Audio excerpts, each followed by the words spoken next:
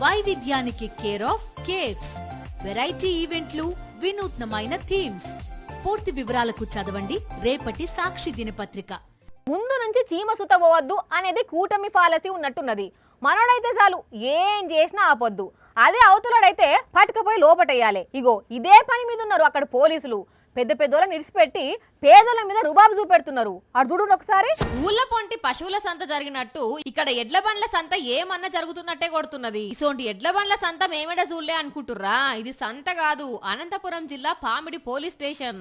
Police station కు ఎడ్ల బండ్లను ఎందుకు తీసుకొచ్చిర్రంటే వీళ్ళు పెన్నా నది నుంచి ఎడ్ల బండ్ల మీద ఇసుక తరలిస్తురట.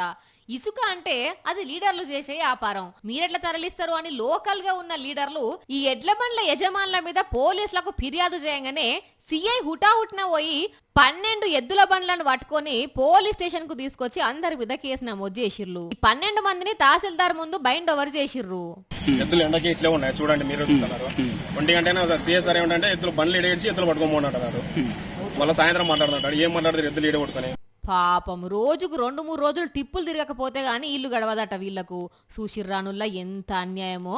లీడర్ల ఇసుక దందాకు అడ్డం వస్తురని ఎడ్ల బండ్లను పోలీస్ స్టేషన్ కు తీసుకుపోతారా? వెనక నుంచి చీకట్లో పోయే ట్రాక్టర్లు టిప్పర్లు కనబడతలేవా? మేమే దొరికినామని అడుగుతున్నారు వీళ్ళు. మిమ్మల్ని ఓట్లేసి గెలిపించింది ఇందుకేనా అని క్వశ్చన్లు చేస్తున్నారు ఈ ముచ్చట ఎరికైనోళ్ళు.